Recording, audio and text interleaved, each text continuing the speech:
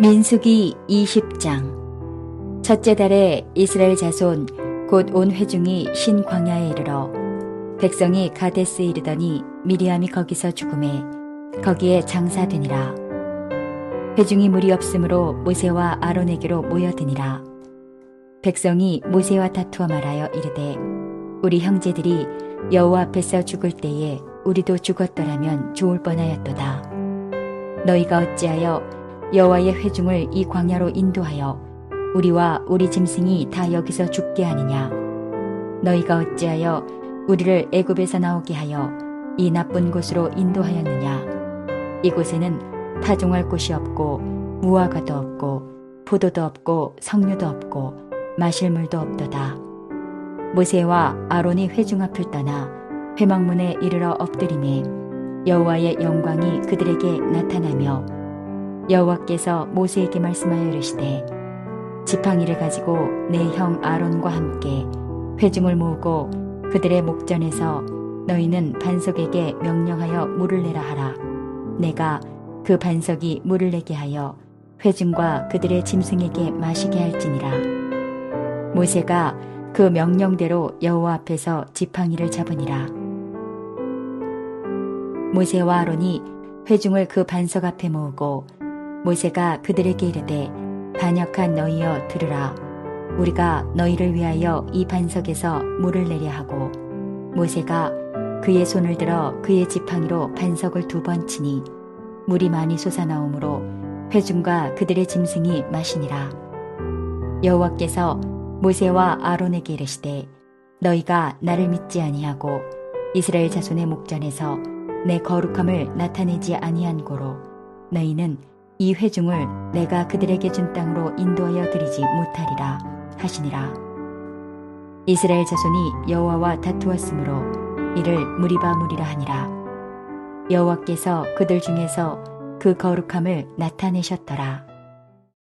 모세가 가데스에서 에돔 왕에게 사신을 보내며 이르되 당신의 형제 이스라엘의 말에 우리가 당한 모든 고난을 당신도 하시거니와 우리 조상들이 애굽으로 내려갔으므로 우리가 애굽에 오래 거주하였더니 애굽인이 우리 조상들과 우리를 학대하였으므로 우리가 여호와께 부르짖었더니 우리 소리를 들으시고 천사를 보내사 우리를 애굽에서 인도하여 내셨나이다.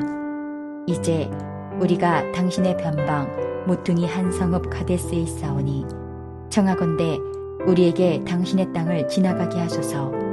우리가 밭으로나 포도원으로 지나가지 아니하고 우물물도 마시지 아니하고 왕의 큰 길로만 지나가고 당신의 지경에서 나가기까지 왼쪽으로나 오른쪽으로나 치우치지 아니하리이다 한다고 하라 하였더니 에돔 왕이 대답하되 너는 우리 가운데로 지나가지 못하리라. 내가 칼을 들고 나아가 너를 대적할까 하노라. 이스라엘 자손이 이르되 우리가 큰 길로만 지나가겠고 우리나 우리 짐승이 당신의 물을 마시면 그 값을 낼 것이라. 우리가 도보로 지나갈 뿐인즉 아무 일도 없으리이다 하나 그는 이르되 너는 지나가지 못하리라 하고 에돔 왕이 많은 백성을 거느리고 나와서 강한 손으로 막으니 에돔 왕이 이같이 이스라엘이 그의 영토로 지나감을 용납하지 아니하므로 이스라엘이 그들에게서 돌이키니라. 이스라엘 자손 곧 온 회중이 가데스를 떠나 호르산에 이르렀더니 여호와께서 에돔 땅 변경 호르산에서 모세와 아론에게 말씀하시니라. 이르시되 아론은 그 조상들에게로 돌아가고 내가 이스라엘 자손에게 준 땅에는 들어가지 못하리니 이는 너희가 무리바물에서 내 말을 거역한 까닭이니라. 너는 아론과 그의 아들 엘르아살을 데리고 호르산에 올라 아론의 옷을 벗겨 그의 아들 엘르아살에게 입히라. 아론은 거기서 죽어 그 조상에게로 돌아가리라. 모세가 여호와의 명령을 따라 그들과 함께 회중의 목전에서 호르산에 오르니라. 모세가 아론의 옷을 벗겨 그의 아들 엘르아살에게 입히매 아론이 그 산 꼭대기에서 죽으니라. 모세와 엘르아살이 산에서 내려오니 온 회중 곧 이스라엘 온 족속이 아론이 죽은 것을 보고 그를 위하여 30일 동안 애곡하였더라.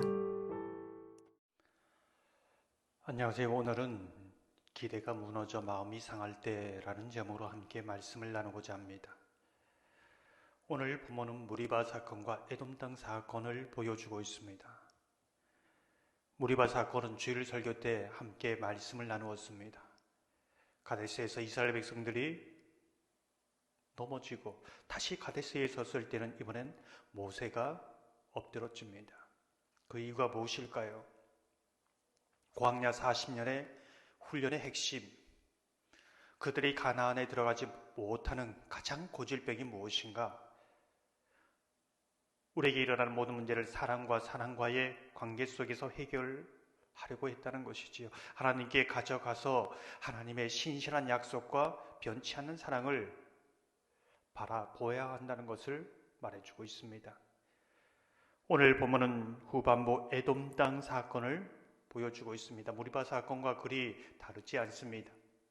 14절을 보면 이렇게 말씀합니다. 모세가 가데스에서 에돔 왕에게 사신을 보내며 이르되 당신의 형제 이스라엘의 말에 우리가 당한 모든 고난을 당신도 아시거니와.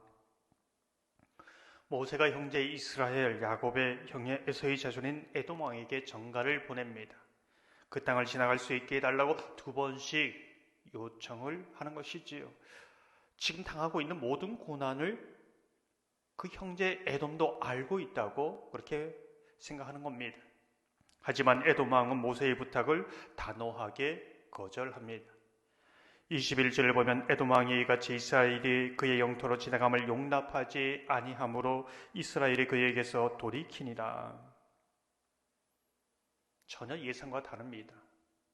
이 에돔 사건으로 인하여 이스라엘 백성들의 마음이 매우 상하였다는 것을 성경은 말해주고 있습니다. 오늘 본문은 아니지만 민수기 21장 4절을 보면 이렇게 말씀합니다. 백성이 호르산에서 출발하여 홍해길을 따라 에돔 땅을 우회하려 하였다가 길로 말미암아 백성의 마음이 상하니라. 형제 이스라엘이기에 기대했습니다.